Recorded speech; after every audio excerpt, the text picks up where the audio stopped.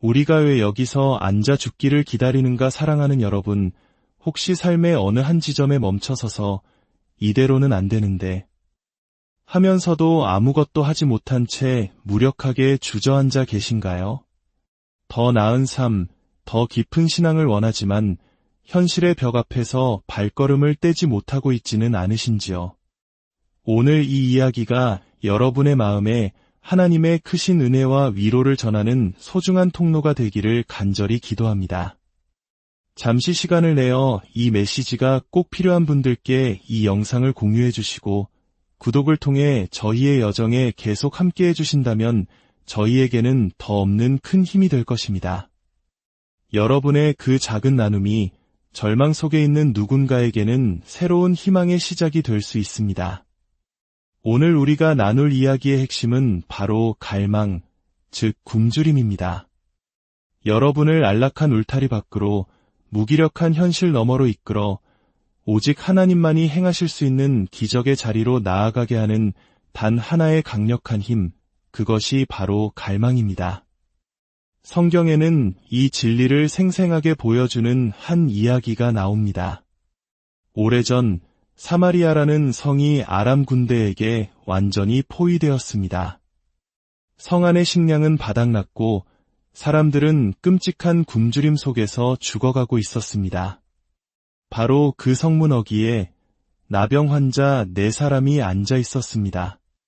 그들은 사회로부터 버림받고 질병과 굶주림 속에서 서서히 죽음만을 기다리는 절망적인 존재들이었습니다. 그들 중 한 사람이 이렇게 말했을 것입니다. 우리가 왜 여기서 앉아 죽기를 기다리는가? 성 안으로 들어가 본들 굶어 죽을 것이고 여기에 그대로 앉아 있어도 굶어 죽을 것이다. 차라리 저기 보이는 적군 아람 군대의 진영으로 가보자. 만일 그들이 우리를 살려주면 살 것이요 우리를 죽이면 어차피 죽을 목숨이니 그저 죽을 뿐이다. 여러분, 무엇이 이들을 움직이게 했을까요? 그들을 자기 연민과 변명, 그리고 체념의 자리에서 일으켜 세운 것은 다름 아닌 굶주림이었습니다. 어차피 다들 이렇게 죽어가는데 뭘, 아무도 우릴 신경 쓰지 않아 와 같은 패배적인 생각들을 떨쳐버리게 만든 원동력은 바로 살고 싶다는 본능적인 배고픔이었습니다. 그 굶주림이 그들을 운명과 더 나은 날을 향해 발걸음을 내딛게 만들었습니다. 그리고 그 굶주림은 우리를 움직이고 밀어붙이는 강력한 힘이 됩니다. 우리가 하나님 앞에서 드리는 금식 기도란 바로 하나님을 향한 이 거룩한 굶주림을 표현하는 행위입니다. 그 4명의 나병 환자가 절박한 심정으로 발걸음을 옮겼을 때 하나님께서는 놀라운 기적을 행하셨습니다.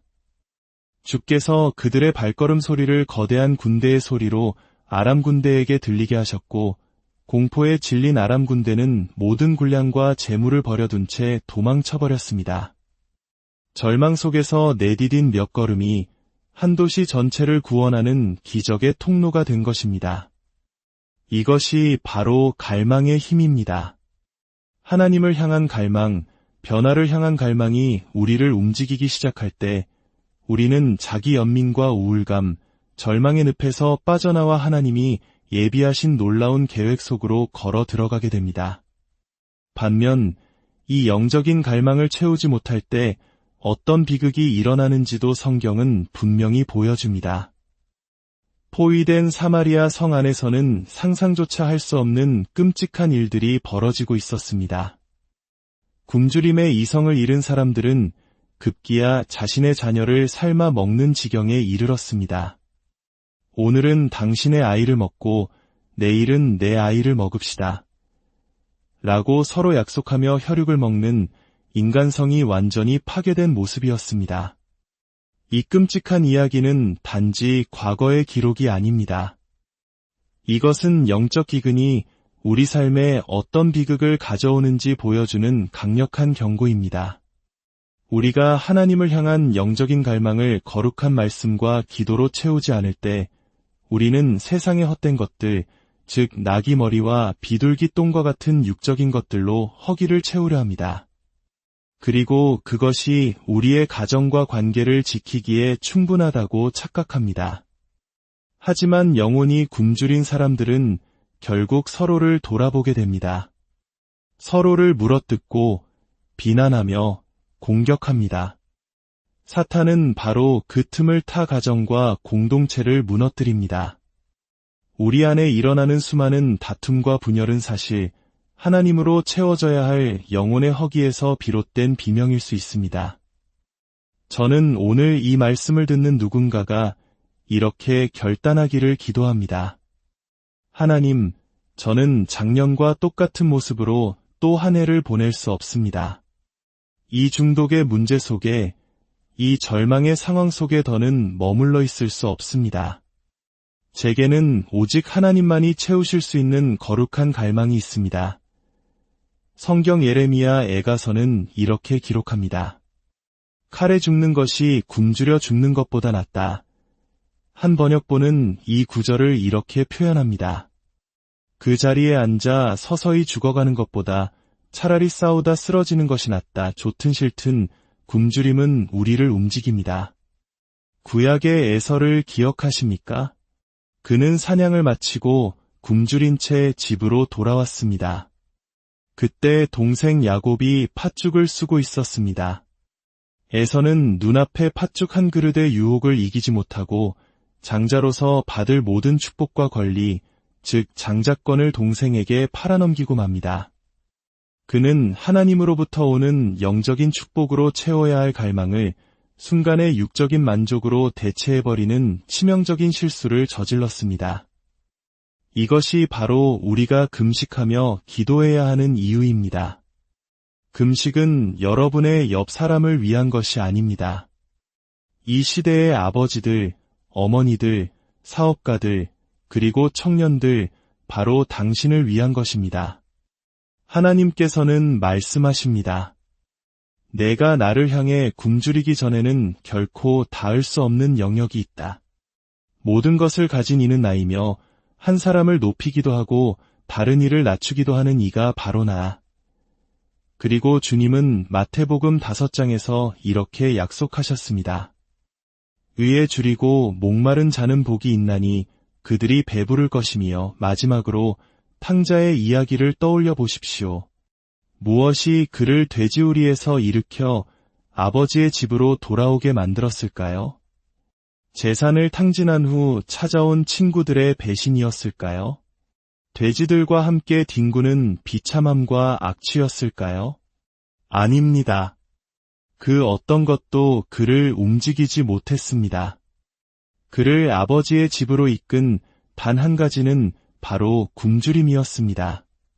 그는 돼지가 먹는 쥐염 열매로도 배를 채울 수 없게 되자 비로소 정신을 차리고 이렇게 생각합니다. 내 아버지에게는 양식이 풍족한 품꾼이 얼마나 많은가. 나는 여기서 줄여 죽는구나. 그를 더러운 돼지우리에서 일으켜 세워 아버지의 사랑과 은혜가 넘치는 집으로 돌아가게 한 것은 바로 나는 배고프다는 절실한 깨달음이었습니다.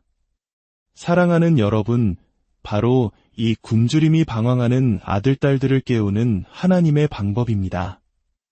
누군가가 그들을 위해 금식하며 기도할 때 하나님께서는 그들의 영혼에 거룩한 갈망을 일으키십니다. 그 갈망이 중독에 빠진 자를, 하나님을 등진 자를 잠에서 깨어나게 할 것입니다.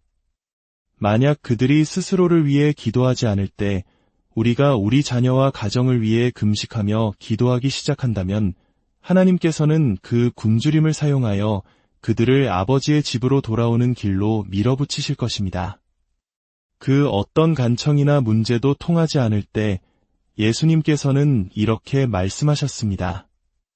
기도와 금식 외에는 다른 것으로는 이런 종류가 나갈 수 없느니라. 우리 주변에는 아직 길을 잃고 지옥을 향해 걸어가는 사랑하는 가족과 친구들이 있습니다.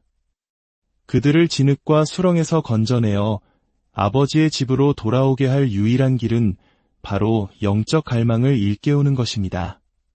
그리고 금식은 바로 하나님을 향한 우리의 간절한 갈망의 표현입니다.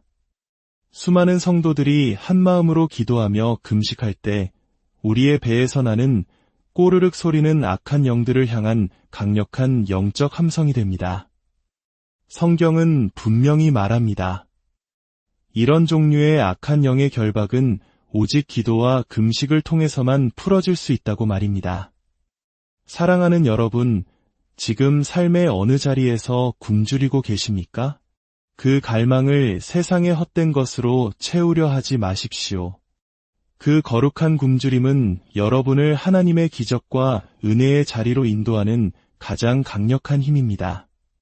그 갈망을 가지고 주님 앞에 나아가십시오. 의에 줄이고 목마른 심령으로 부르짖을 때 하늘의 문이 열리고 하나님의 풍성한 채우심이 당신의 삶에 강물처럼 흘러넘치게 될 것입니다. 여러분의 가정과 삶 위에, 그리고 여러분이 기도하는 모든 영혼들 위에 하나님의 놀라운 채우심과 평강이 영원히 함께하시기를 주님의 이름으로 간절히 축원합니다.